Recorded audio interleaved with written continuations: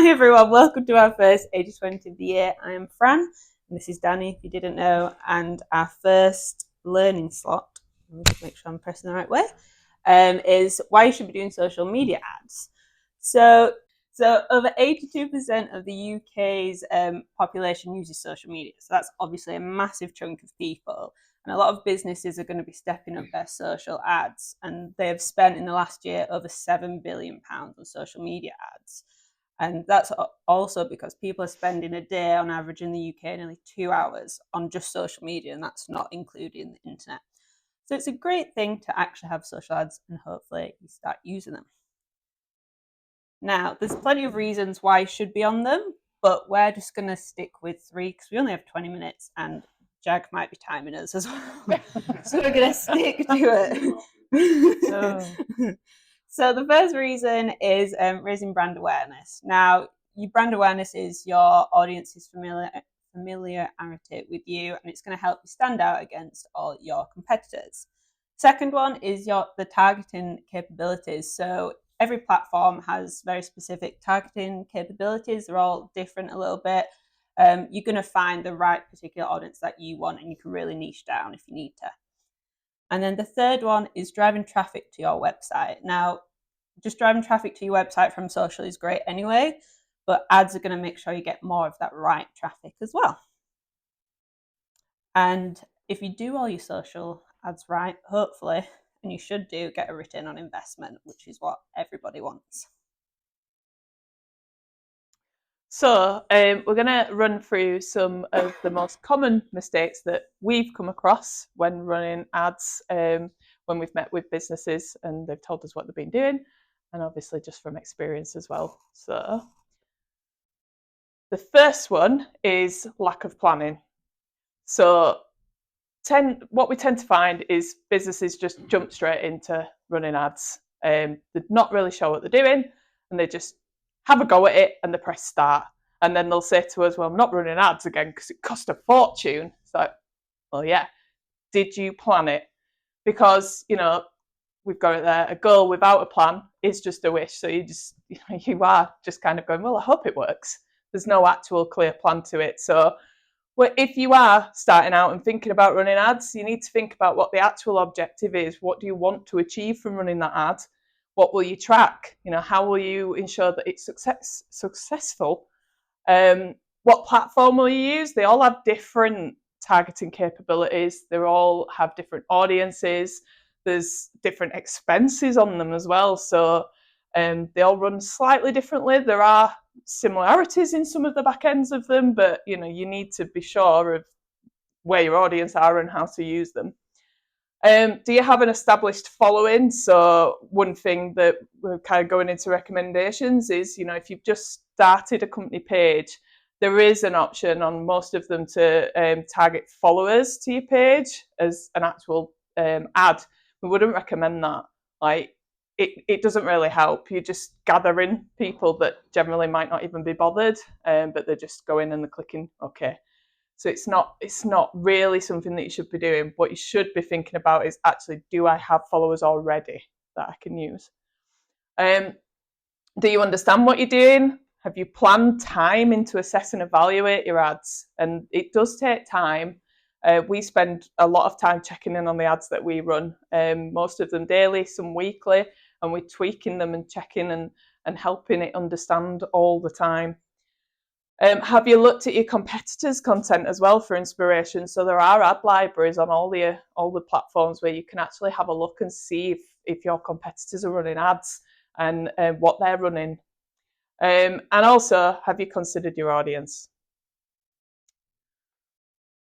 So this is an example of the objective side in the back end. So this one's LinkedIn over here. So these are the options that you have when you're choosing an objective. So brand awareness is over here. Tend to steer away from that unless there is a reason for doing that. Generally, just because it doesn't, when it comes to the KPI and the result, it isn't as trackable as going for like website visits or website conversions or lead gen. So, and then over there is the meta side, which I'll let you explain. So you've got kind of your awareness, which is similar. They often have quite similar ones that are combined. So you get a brand awareness one. Your traffic is then to your website. You can track that through landing pages or just clicks. There's engagement, so you obviously get more engagement on your post and on your page. There's leads where you can use a lead form to obviously get more leads. They're pretty kind of like explanatory. App promotion in apps and sales to get more sales. Slightly different, but pretty much the same objectives. Yeah. And the audience targeting is very different on LinkedIn as it is to Meta. Whereas when you join LinkedIn, you are forced to put in your job title. It's not something that you have to do on Facebook or Instagram. So there's a difference there in that capability. And don't forget to check the data. So there is a lot that you can do in terms of data in your business that will help you when structuring your ads and thinking about what you want to do. So next slide. So there's in particular your Google Analytics, and we talk about this a lot when we talk about organic social media as well. Your Google Analytics is full of information about your audience habits and what they do and how they act when they are on your site. Even like what time of day they're visiting your site, you'll be able to see those sort of trends. And that data then helps you to think about when you're going to put your organic posts in front of your people. So what time you're going to schedule those to go out. And then your ads then complement that in terms of all of the data from retargeting and things like that. So you can then feed that into the back end of these apps and ads. So the second common mistake is they don't consider the sales funnel.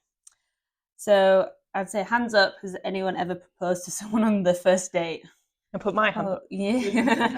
No, Danny, we've been through this. Yeah. You need to take them out for dinner first. At least. At least. Depends how you roll. So how this kind of actually relates to social media and ads is that you just don't want to go straight in guns blazing. You actually kind of want to warm them up a little bit. You know, give them kind of, show them who you are and give them reason why they should be buying from you. Give them more value. Don't just tell them, show them. So a way to do that as well, and a great kind of little tip is you can do something called retargeting ads, and these are great for going to people that have maybe say they've gone all the way into your website, they've put the product in your basket and they've got to that point and then they've just clicked off and not purchased. You can use social media ads to go back to those people and send them like an offer, and they're more likely to then click through and hopefully make that purchase. They use the wrong ad type. So we've mentioned the different objectives, but there are different ad types as well in the platforms. So this one is just an example of LinkedIn's. We always recommend that you use single image or video, generally within the ones that we find perform better. Carousel image can work as well. They're like the PDF, like slide through versions. But when it comes to budgets and things, single image is probably the best one for anyone getting started. And then, yeah, just in general of how that is then laid out, because then when you go into the back end, you need to put in information that's going to hook them in and, you know, make them actually click. It's hard not having the click at the finger. I'm like, Do you want to try it and see? Yeah, like, where have I gone? I need to move on. I don't want to keep saying to you, move on. So this is some of the examples of the meta ones you can use. There's image, which is pretty basic. It's image. Now, there's a few different ones. So there's kind of collection, carousel, and slideshow, and they're all quite very similar. But collection usually has one main image and then 4 product images afterwards. That's great for when you have a catalogue online in like your Facebook, and it'll take you directly to that page as well. The carousel is slightly different, as you can still obviously have products, but it is just a carousel of images or videos that they slide through. And then you've got video, but a slideshow is slightly different. It's for people that don't actually have the video content. So a slideshow, you can put all your images together, it'll create it into a video slideshow, and that works that way. So it's a bit easier if you don't have that kind of content in the bank. And then instant experience. These are the ads that if someone clicks on it, it's going to their full screen, it's taken over. So you might have had these that you've used yourselves, but you might have clicked on them by accident and they take over your whole screen. You're just like, oh, stop it, get off. that's those ads there.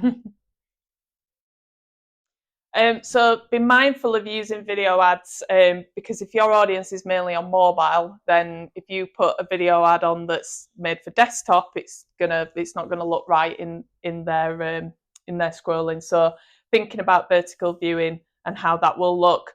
A lot of them are recommending that you do film it in vertical now anyway, even for social media ads as well, because generally even on a desktop it'll still reformat and look right. So yeah. Oops, sorry. Did it myself. It worked. So 4 is they don't consider the aesthetics We couldn't like not this have a puppy here. Oh, can't have a presentation without a puppy. So you want to try and make everything look as good as this little puppy does. Yeah. So people are making up their minds very quickly. In the first 30 seconds, they're kind of that interaction with a person or a product, they're deciding something very quickly. And a lot of people say between 60 and 90% that they base their assessment on just like colours alone, which is always a really great thing.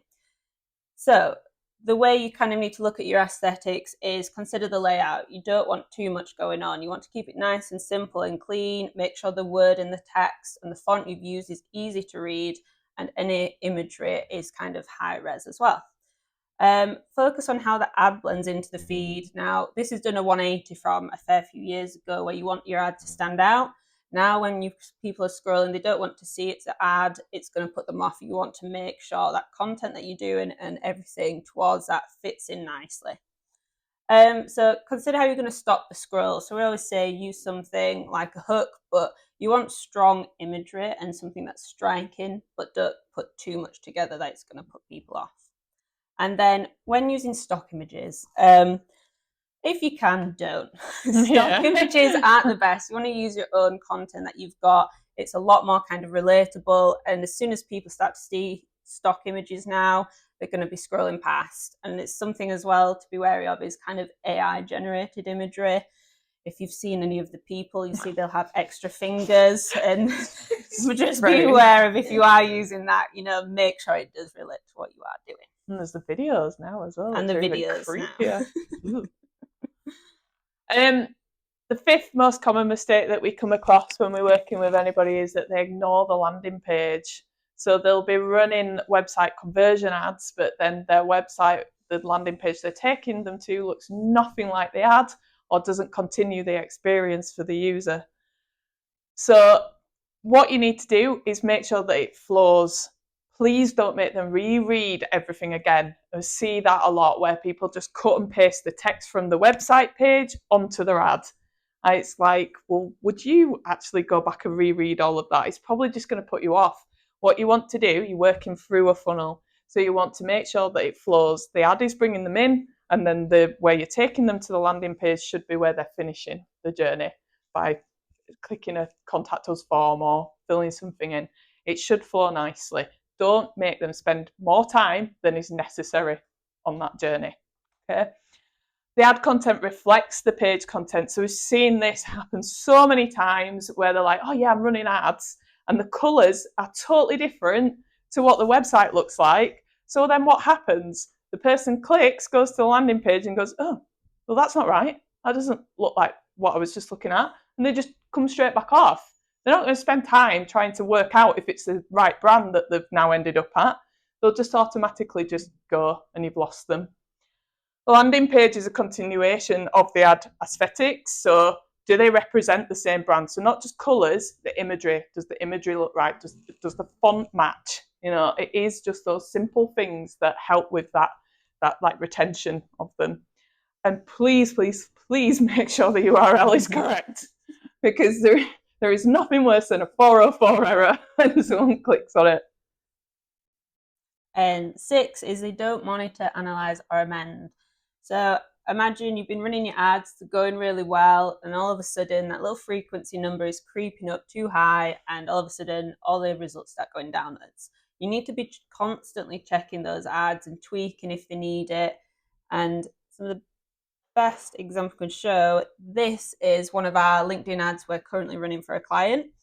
You can get, especially on LinkedIn, really detailed about looking at, we've looked at demographics here, and you can go into job title and see who's actually seeing your ad. Is that the people you actually want to see? Is the clicks high enough for? Is the click-through rate at the average? If these things are below, you want to be messing with them, making slight tweaks, and then building those up and seeing how those kind of results come in. So things you might have heard of doing is like A/B testing is a great way, but it's also quite expensive. So if you have a limited budget, you can actually do this manually. Just create an ad, duplicate it, and make a slight tweak, be that the kind of creative or image, or it be the copy or something, and see which one kind of works best. And then you can then decide, oh, well, this one's working best, I'm going to carry on, just turn the other one off. So get your cameras ready. Here are a few tips on each. We're not going to do a dance this time, I promise. No, yeah. But we did think that this slide, out of all of the presentation, if you wanted to take a screenshot, a picture of it, this is the one that summarises the tips for each of the platforms that we work with.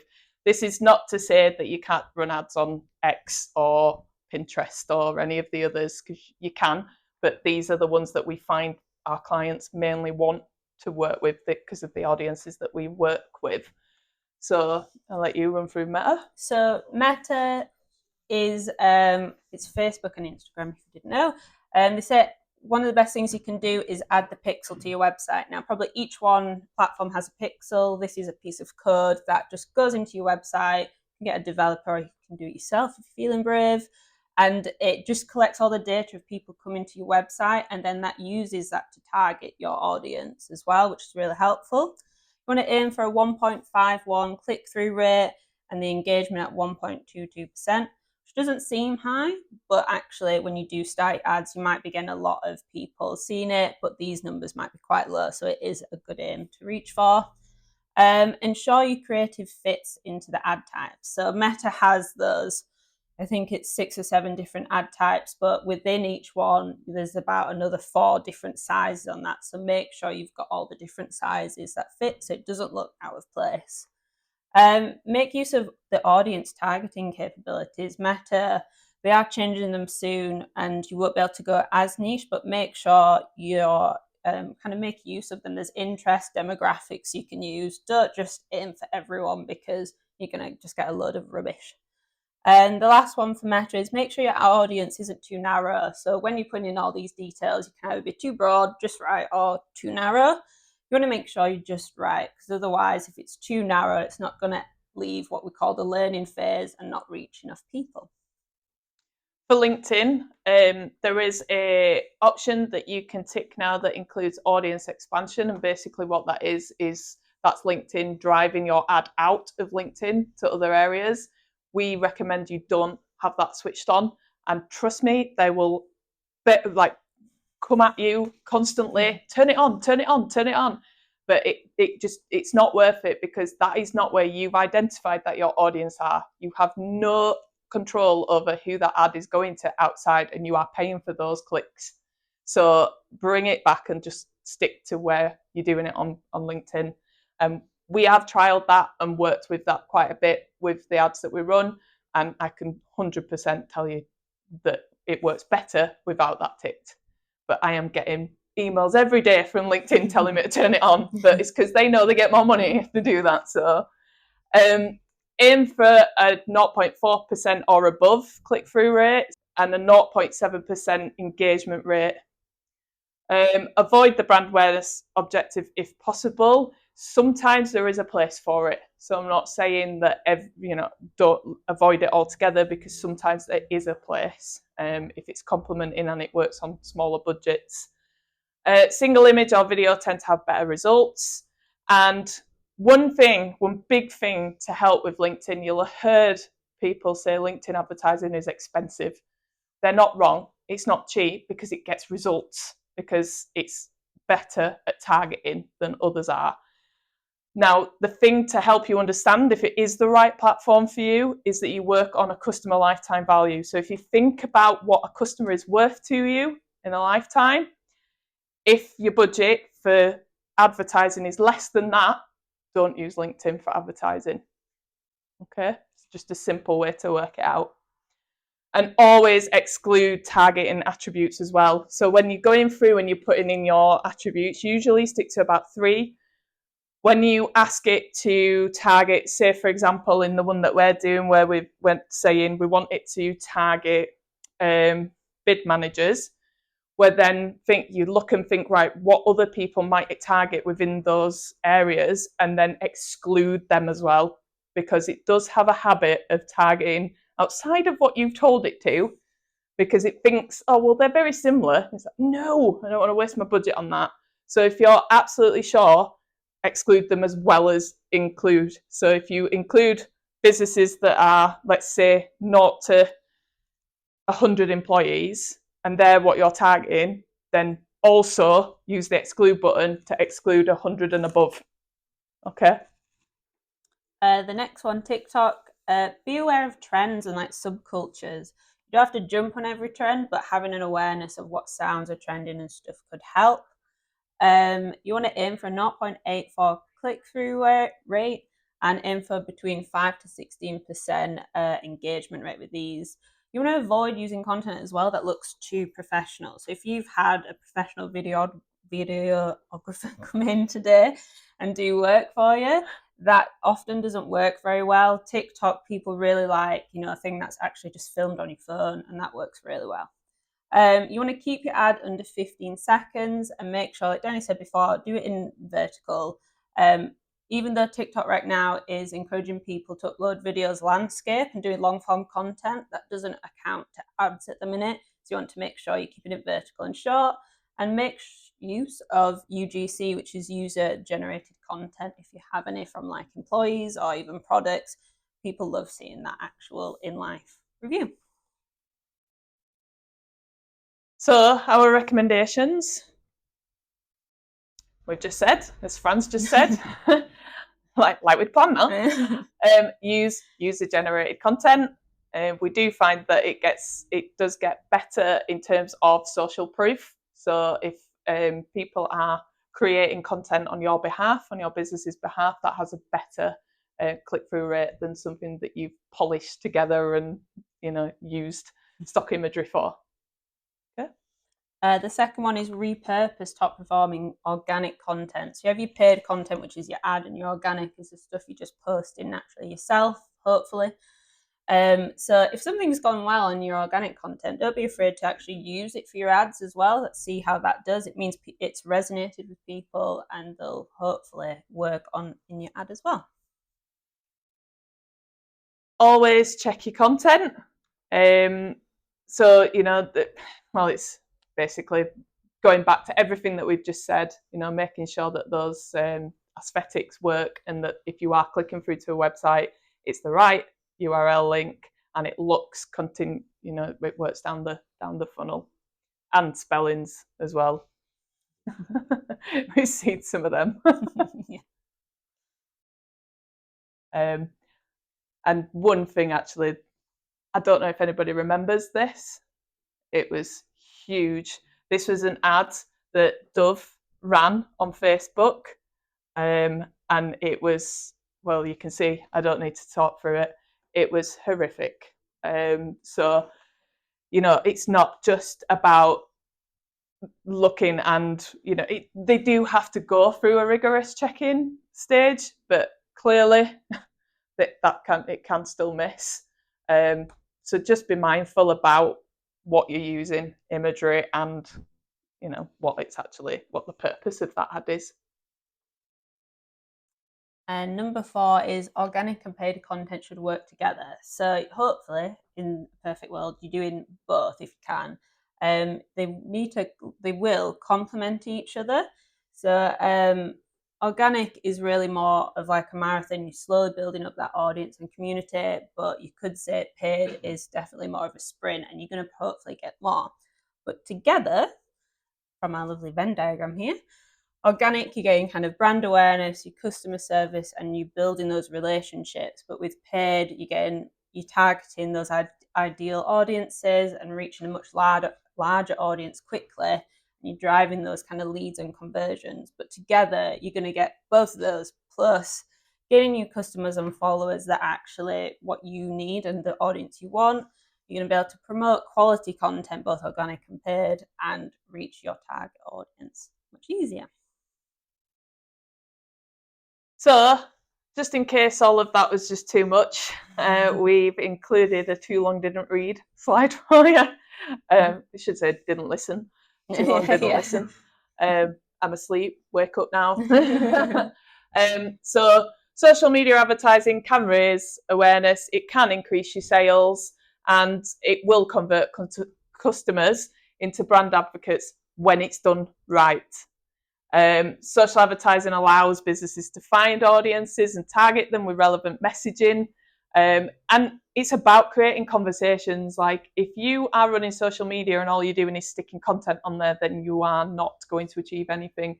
It's about community building now and going out there and engaging and actually being part of those conversations as the brand, not as you, as the brand. So actually getting involved in those conversations.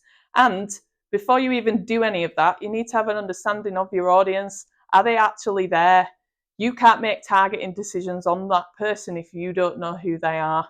You could just basically be chucking money down the drain because you're just throwing your ad at anyone. And we all know that how that pans out. That's it.